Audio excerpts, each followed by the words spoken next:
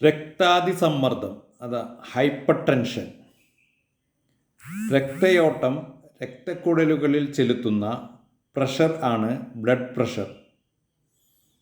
ഹൃദയം രക്തം പമ്പ് ചെയ്യുന്നതിൻ്റെ ഭാഗമായി ഒരു കൂടിയ അളവും അതായത് സിസ്റ്റോളിക് ബ്ലഡ് പ്രഷർ, ഒരു കുറഞ്ഞ അളവും അത് ഡയസ്റ്റോളിക് ബ്ലഡ് പ്രഷർ എന്ന് രണ്ടായാണ് ബ്ലഡ് പ്രഷർ രേഖപ്പെടുത്തുന്നത്. BP blood pressure. Normal BP, normal systolic BP is 100 മുതൽ 140 വരെ. നോർമൽ ഡയസ്റ്റോളിക് BP 60 മുതൽ 85 വരെ.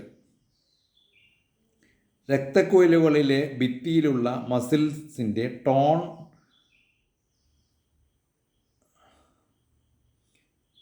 BPയെ നിയന്ത്രിക്കുന്നതിന് പ്രധാനമാണ്. സാധാരണയായി 2 കൈയിലും കൈമുട്ടിന് മുകളിലായി ആണ് BP നോക്കുന്നത്. ചുരുക്കം ചില അസുഖങ്ങളിൽ കാലിലെ BPയും നോക്കാറുണ്ട്. BP നോർമൽ അളവിൽ നിന്നും കൂടുന്ന അവസ്ഥയെ ഹൈപ്പർ ടെൻഷൻ എന്നറിയപ്പെടുന്നു. കുറയുന്ന അവസ്ഥയെ ഹൈപ്പോ ടെൻഷൻ എന്നും അറിയപ്പെടുന്നു. ഹൈപ്പർ ടെൻഷൻ കാരണം പ്രധാനമായും 4 അവയവങ്ങൾക്കാണ് കേടുപാടുകൾ വരുന്നത്. ഒന്ന്, ഈ കൂടിയ പ്രഷറിന് എതിരെ വേണം ഹാർട്ടിന് പമ്പ് ചെയ്യാൻ. അപ്പോൾ അത് ഹാർട്ട് മസിൽസ് തിക്കാവുന്നതിനും, അതായത് ലെഫ്റ്റ് വെൻട്രിക്കുലർ ഹൈപ്പർട്രോഫി, ക്രമേണ അത് ഹാർട്ട് ഫെയിലിയറിലേക്കും കാരണമാകുന്നു. BP കൂടുന്നത് പെട്ടെന്ന് ആണെങ്കിൽ അത് acute left ventricular failure, acute heart ഫെയിലിയറിലേക്കും, തന്മൂലം പൾമണറി എഡീമ, അതായത് 2 ലങ്സിലും പെട്ടെന്നുണ്ടാകുന്ന നീര് കെട്ട് എന്ന അപൂർവമായ അവസ്ഥ ഉണ്ടാകുകയും ചെയ്യുന്നു. രണ്ടാമതായി, ഇത്രയും കൂടിയ പ്രഷറിലാണ് തലച്ചോറിലേക്ക് രക്തമെത്തുന്നത്. ഇത് തലച്ചോറിലെ രക്തക്കുഴലുണ്ടാകുന്ന മാറ്റം ബ്ലോക്കിനും രക്തസ്രാവത്തിനും സാധ്യത കൂട്ടുന്നു. അവ സ്ട്രോക്കിന് കാരണമാകുന്നു. മൂന്നാമതായി, ഈ കൂടിയ പ്രഷറിലാണ് കിഡ്നിയിലെ നേർത്ത രക്തക്കുഴലുകളിലേക്ക് രക്തമെത്തുന്നത്. ഇത് ക്രമേണയുണ്ടാകുന്ന മാറ്റത്തിൻ്റെ ഭാഗമായി കിഡ്നി ഫെയിലിയർ ഉണ്ടാക്കാം. നാലാമതായി, കണ്ണിൻ്റെ രക്തക്കുഴലുകളിലും ഉയർന്ന BP ഉണ്ടാക്കുന്ന മാറ്റത്തിൻ്റെ ഫലമായി കണ്ണിൻ്റെ റെറ്റിനയെ ബാധിക്കുകയും ക്രമേണ ഗുരുതരമായ പ്രശ്നമായി മാറുകയും ചെയ്യുന്നു. ഇവയെല്ലാം BP നോർമൽ ലെവലിലേക്ക് കൺട്രോൾ ചെയ്യുന്നതിലൂടെ ഒരു പരിധിവരെ തടയാൻ സാധിക്കും.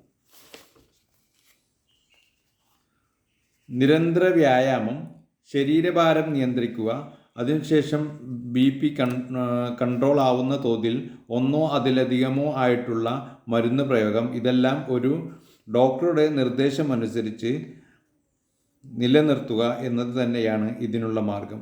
ഹൈപ്പർ ടെൻഷൻ എന്നുള്ളത് മിക്കവാറും ലക്ഷണങ്ങൾ ഒന്നും തന്നെ കാണിക്കുകയില്ല. ചില ആളുകളിൽ എന്തെങ്കിലും ചെയ്യുമ്പോൾ ഒരു കിതപ്പ് അനുഭവപ്പെട്ടേക്കാം. അതിനാൽ മരുന്നിൻ്റെ കാര്യത്തിൽ അശ്രദ്ധമാകാനും ക്രമേണ സൈലൻ്റായി BP കൂടി ക്രമേണ അപകടങ്ങൾ ഉണ്ടാകാനും സാധ്യതയുണ്ട്.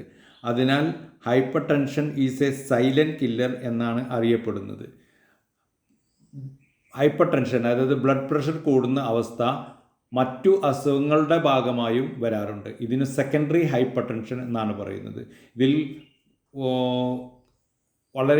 വളരെയധികം സാധാരണമായി കണ്ടുവരുന്നത് കിഡ്നി ഫെയിലിയറിലുണ്ടാകുന്ന ഹൈപ്പർ ടെൻഷനാണ്.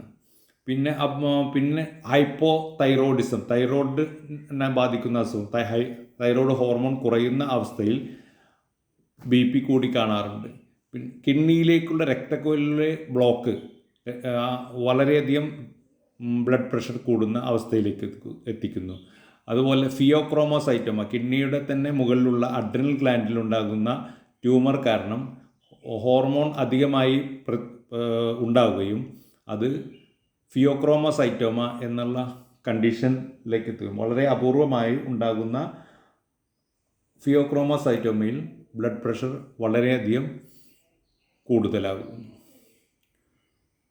ഇങ്ങനെയുള്ള കാരണങ്ങളും